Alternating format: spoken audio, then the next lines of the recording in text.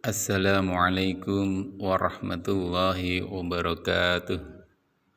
Alhamdulillahi rabbil alamin. Wabihi nasta'inu ala umurud dunya waddin. Wassalatu wassalamu ala ashrafil anbiya'i wal mursalin. Wa ala alihi wa sahbihi ajma'in. Rabbi shrah li sadri wa yassir li amri wahlul 'uqdatam min lisani yafqahu qawli, amma ba'du. Syukur alhamdulillah, sahabat YouTube Sejuk Sehat Channel yang dirahmati Allah, kita dapat jumpa kembali di channel kesayangan ini dalam keadaan sehat walafiat, tak kurang suatu apapun. Amin. Salawat serta salam tak lupa kita haturkan kepada junjungan kita Nabi Agung Muhammad Sallallahu Alaihi Wasallam yang telah membimbing kita dari jalan kegelapan menuju jalan yang terang benderang, serta yang selalu kita nantikan syafaatnya di yaumul akhir kelak. Amin ya rabbal alamin.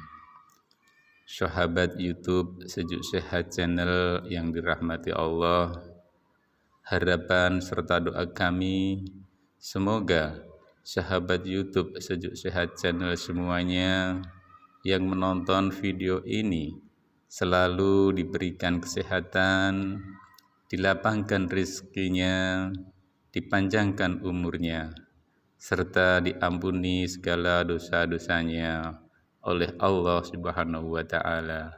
Amin, amin ya rabbal alamin. Sahabat YouTube Sejuk Sehat yang dirahmati Allah, pernikahan dilakukan untuk memenuhi syarat keimanan seseorang. Umat muslim dianjurkan untuk memenuhi kewajiban tersebut agar iman menjadi lebih sempurna. Salah satu kebutuhan dan kewajiban dalam sebuah pernikahan adalah berhubungan suami istri atau hubungan intim. Selain untuk mendapatkan keturunan, berhubungan intim juga dilakukan untuk memenuhi kebutuhan biologis seseorang.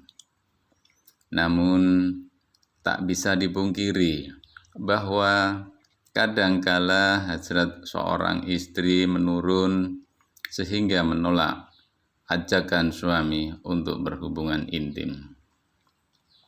Hal ini dapat dipengaruhi oleh beberapa faktor seperti terlalu capek mengurus rumah tangga, terlalu capek bekerja, mengantuk, dan sedang dalam suasana hati yang buruk. Sahabat YouTube Sejuk Sehat Channel yang dirahmati Allah, dalam Islam, menolak ajakan suami bisa membuat istri mendapat dosa yang besar. Berikut beberapa dosa yang diterima istri jika menolak ajakan suami. Yang pertama, mendapat laknat dari malaikat. Dari Abu Hurairah radhiyallahu anhu mengatakan bahwa Rasulullah Shallallahu Alaihi Wasallam pernah bersabda, apabila suami mengajak istrinya ke tempat tidurnya, lalu ia menolak untuk datang, sehingga suami itu tidur semalaman dalam keadaan marah kepadanya, maka ia dilaknat malaikat sampai subuh. Hadis riwayat Bukhari. Maksud dari hadis tersebut adalah malaikat akan mendoakan seorang istri yang menolak ajakan suaminya dengan doa yang buruk. Jadi demikian, maka segala aktivitas istri tidak mendapat ridho dan pahala dari Allah Subhanahu wa Ta'ala. Yang kedua, yaitu sholatnya tidak diterima.